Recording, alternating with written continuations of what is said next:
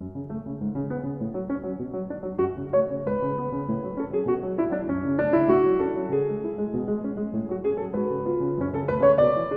m'appelle Emiliano Sfara et à présent je suis chercheur invité à l'IHPST de Paris. Mais mon parcours scientifique, il commence à l'université de Calabre, en Italie, et se poursuit avec un doctorat à l'université Paul Valéry à Montpellier 3, et ensuite par un post-doctorat à l'université de São Paulo au Brésil. Et vous m'avez posé justement des questions. Qu'est-ce que c'est qui, dans votre parcours, vous a amené à l'œuvre de Georges Canguilhem? Bon, on va dire que ma rencontre avec l'œuvre de Georges Canguilhem a été quand j'étais un étudiant de Master 2 en Italie, et notamment quand il s'est agi de faire le choix de mon sujet de master de mémoire, on va dire. En Italie, les étudiants de master 2 en fin d'année, justement, doivent rédiger un long mémoire. Et moi, je rappelle que à l'époque, au début, disons, je voulais faire un mémoire sur la philosophie de la connaissance chez Bergson. Et je rappelle aussi que je me suis adressé à celui qui était en fait mon superviseur de l'époque, Paolo Virno, en lui disant justement cela. Et lui, il m'a dit, je rappelle aussi, écoutez, la philosophie de Bergson, comme auteur, est un auteur qui est très commun, très répandu parmi les thésards comme vous. Essayez quand même de choisir un autre auteur pour faire un parallèle entre justement cet auteur et la philosophie de Bergson. Et 3 ou 4 heures après ce colloque avec Virno,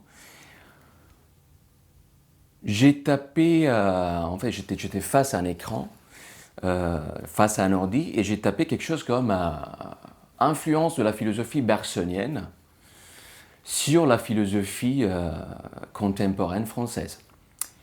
Et c'est là que je suis tombé pour la première fois sur le nom de Georges Canguilhem. Après quoi,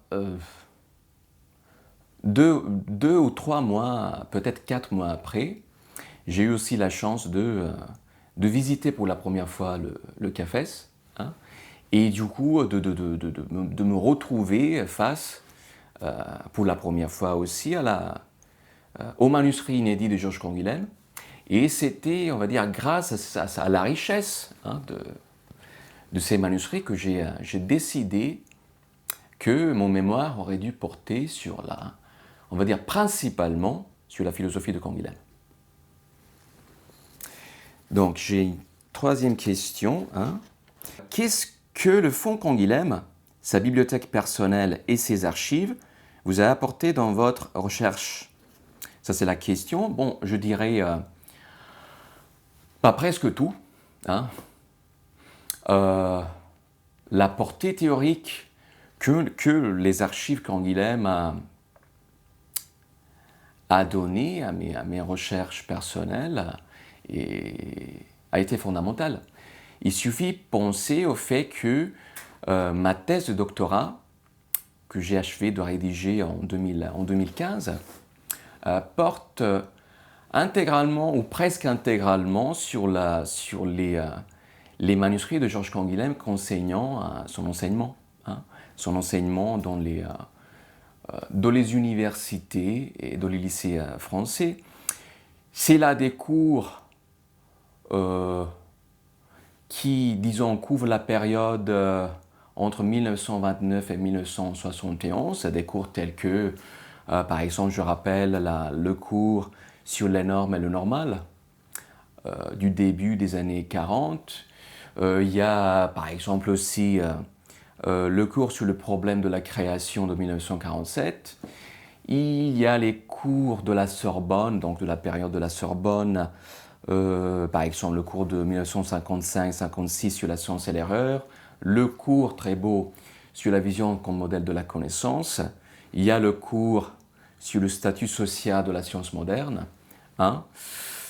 En gros, on va dire ce que j'essayais de faire pendant ma recherche doctorale a été, disons, une lecture croisée entre ces cours inédits et l'œuvre publiée de Georges Canguilhem, hein, ce qui m'a permis de détecter ce que j'ai cru pouvoir nommer le concept d'action derrière l'arrière-plan de toute la philosophie canguilhémienne.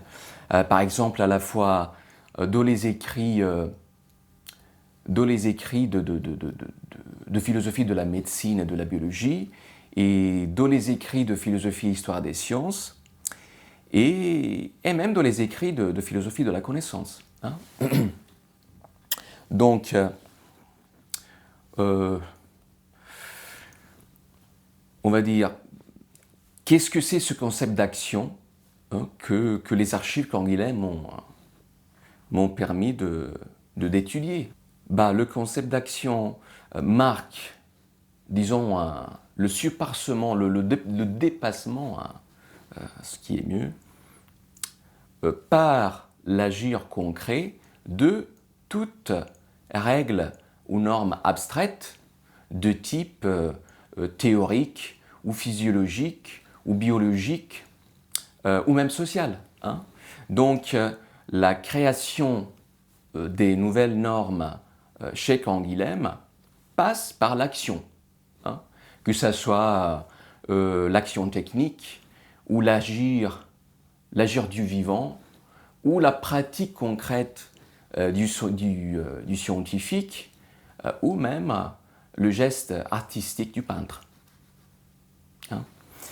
Donc, quatrième question maintenant.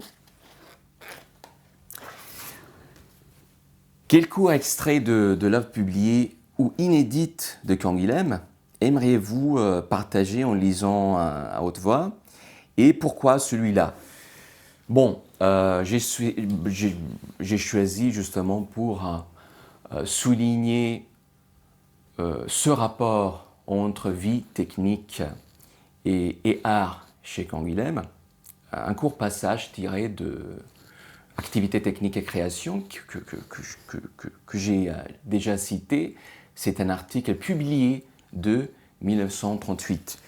La technique est quelque part sur la voie de la fabrication universelle entre la vie et l'art. La liberté de l'esprit s'affirme à l'égard des produits de son activité et l'ironie romantique en est l'expression. On comprend alors que la puissance créatrice dépend de l'acte, en ce sens que la puissance est postérieure à l'acte. Le créateur vaut mieux que la créature, étant en puissance d'autres créatures, mais après la création et non pas avant.